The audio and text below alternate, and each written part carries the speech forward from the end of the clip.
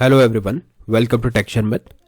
आज के सेशन में हम रिएक्टिव फॉर्म से रिलेटेड एक और एग्जांपल कवर करेंगे, जिसमें हम देखेंगे कि किस तरह से हम जो वैल्यू चेंज हो रही है उनको ट्रैक कर सकते हैं या उनको देख सकते हैं, लिसन कर सकते हैं। ठीक है, ओवरऑल मतलब आपको अपने एप्लीकेशन को ऐसा बनाना है कि कोई भी रिएक्शन उस पर हो रहा है तो वो उसको लिसन करे, उस इवेंट को लिसन करे।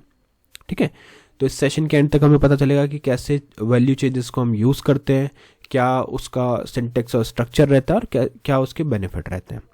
बट सेशन शुरू करने से पहले जस्ट एक रिकमेंडेशन है कि इससे पहले आप ये चीज़ें देखो, उससे पहले आप लोग पहले जो सेशंस हम ऑलरेडी कवर कर चुके हैं उनको गो थ्रू कर सकते हो, क्योंकि ये जो पूरी प्लेलिस्ट है एक प्रॉपर सीक्वेंस और सिंक में है। तो अगर आप उसको सिक्वेंशियली फॉलो करोगे तो और भी ज़्यादा ईजी रहेगा आप लोगों के लिए ऑनगोइंग टॉपिक को समझना और उसको इम्प्लीमेंट करना, क्योंकि अभी के लिए हमारी मेन प्रायोरिटी है कि कैसे हम रिएक्टिव फॉर्म के अंदर वैल्यू चेंजेस को एक्सेस करें। ठीक है, और सिक्वेंशियल कंटेंट के लिए आप लोग रेफर कर सकते हो टेक्शन में डिजिटल कोर्स बुक को। वहाँ पे आपको 3000 प्लस फ्री रिसोर्सेज मिलेंगे जो अवेलेबल है आपके डिस्क्रिप्शन बॉक्स में इस सेशन के। तो उसको गो थ्रू करके आप लोग इस पूरे प्रोसेस को सिक्वेंशियल मैनर में समझ सकते हो। ठीक है, अब जैसे इस सेशन में हम क्या यूज़ करने वाले हैं, एनजी ऑन इनिट। तो ये आपको पता होना चाहिए कि एनजी ऑन इनिट क्या होता है, वो हमने ऑलरेडी डिटेल में कवर किया हुआ है। ठीक है, तो अभी सेशन स्टार्ट करते हैं। अभी हम हैं app.component.html फाइल के अंदर। इस फाइल के अंदर हम हमारा एक फॉर्म क्रिएट करेंगे और उस फॉर्म के अंदर हमें ये वैल्यू चेंजेस देखना है कि कैसे वैल्यू चेंजेस हम यूज़ करते हैं, कैसे वो वैल्यू चेंजेस को सुनेगा और उसके अकॉर्डिंग वर्क करेगा। ठीक है, तो यहाँ पे app.component.html के अंदर पहले हमारी मेन हेडिंग हमने डाली हुई है एंगुलर कोर्स बाय टेक्सचर में, और सेकंड हेडिंग है हमारे पास reactive form in Angular for listening to the value changes. ठीक है, अब यहाँ पे 2 हॉरिजॉन्टल रोज डालते हैं हम, और इन हॉरिजॉन्टल रोज के अंदर हम हमारा फॉर्म डिज़ाइन करेंगे। तो एक फॉर्म बनाते हैं यहाँ पे फॉर्म, और इस फॉर्म के अंदर हम हमारा पूरा जो लॉजिक है वो स्पेसिफाई करने वाले हैं। तो फॉर्म अब क्वेश्चन आता है कि इसको समझना इंपॉर्टेंट क्यों है, listening to the value changes. तो सबसे पहले तो यही क्वेश्चन का आंसर करते हैं कि जब भी हमें रिएक्ट करना हो, है ना, जब भी यूज़र ने कोई इनपुट फील्ड में कुछ चेंजेस करे और उस पर हमें रिएक्ट करना है, तभी तो हम ये रिएक्टिव फॉर्म यूज़ कर रहे हैं। सपोज आपके पास एक इनपुट फील्ड है, उस इनपुट फील्ड में यूज़र ने कुछ भी चेंज किया, तो उस चेंजेस पे रिएक्ट करने के लिए हम क्या यूज़ करेंगे, इस कॉन्सेप्ट का यूज़ करेंगे। और इसका यूज़ केस क्या होगा, जैसे आपने कुछ भी टाइप किया तो उस केस में आपको सजेशन देना है ना, किस सजेशन देना है कि अगर मैंने ए लिखा तो वो ए के बाद में जो भी सजेशन देना चाहते हैं वो हमें देना है, या कोई भी कस्टम लॉजिक लिखना है, तो उसके लिए हम इस इवेंट को लिसन करते हैं। ठीक है, साथ में लाइव वैलिडेशन, कुछ भी टाइप करना है तो साथ के साथ वो वैलिडेशन करें, उसके लिए भी हम इसको यूज़ करेंगे। ठीक है, तो यहाँ तक क्लियर है। अब आपको क्या करना है, इस फॉर्म के अंदर एक सिंपल से एक लेबल बनाते हैं अपन और उसको डिफाइन करते हैं। तो यहाँ लेबल डाल दिया हमने यूज़र नेम। ठीक है, यूज़र नेम नाम से एक लेबल डाल दिया, और उसके बाद में आप यहाँ पे अब इसको इनपुट में एक्सेस करना है, मतलब इसका इनपुट यूज़र से लेना है। बट रिएक्टिव फॉर्म यूज़ करने से पहले हमें यहाँ पे जो 2 इंपॉर्टेंट टर्म है वो यहाँ पे इंपोर्ट करनी पड़ती है। तो उसके लिए app.component.ts फाइल पे चलेंगे, इंपोर्ट पे जाएंगे और यहाँ लिखेंगे रिएक्टिव फॉर्म मॉड्यूल। ठीक है, तो ये इंपॉर्टेंट है, रिएक्टिव फॉर्म मॉड्यूल यहाँ पे इंपोर्ट होना चाहिए, अदरवाइज आप उसको यूज़ नहीं कर पाओगे। अब रही बात वेरिएबल की, तो वो डिफाइन करते हैं। यहाँ पे हम यूज़र नेम से एक वेरिएबल बना लेते हैं और यहाँ पे लिखेंगे न्यू ऑफ फॉर्म कंट्रोल। ठीक है, न्यू ऑफ फॉर्म कंट्रोल, और इस न्यू ऑफ फॉर्म कंट्रोल के अंदर अगर आपको कोई डिफॉल्ट वैल्यू सेट करनी है तो आप वो यहाँ पे सेट करोगे, अदरवाइज सिंपली इसको ब्लैंक करके सेव कर दोगे। ठीक है, और यहाँ पे आएगा इक्वल, कॉलम नहीं इक्वल।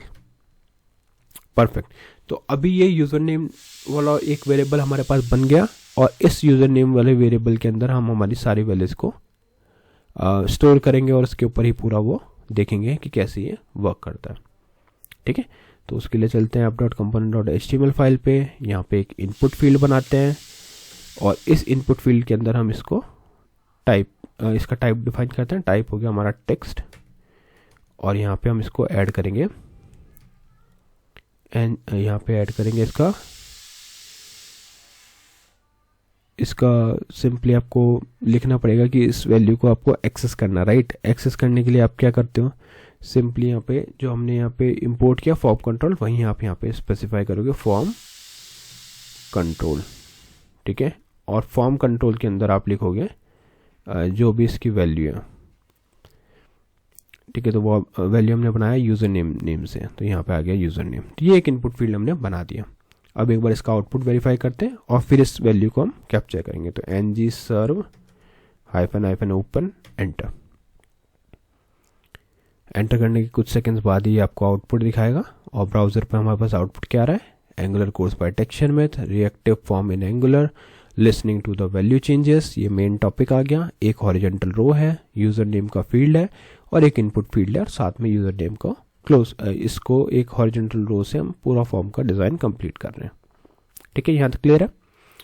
अब हमें देखना है कि ये ट्रैक कैसे करें हम वैल्यू चेंजेस की हेल्प से, राइट।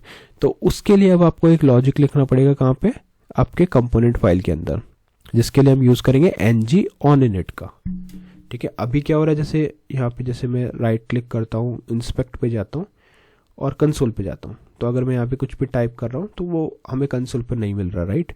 बट अगर आपको इस चीज़ को कंसोल पे देखना है तो उसके लिए आप क्या करोगे, ng onInit यहाँ पे ऐड करोगे।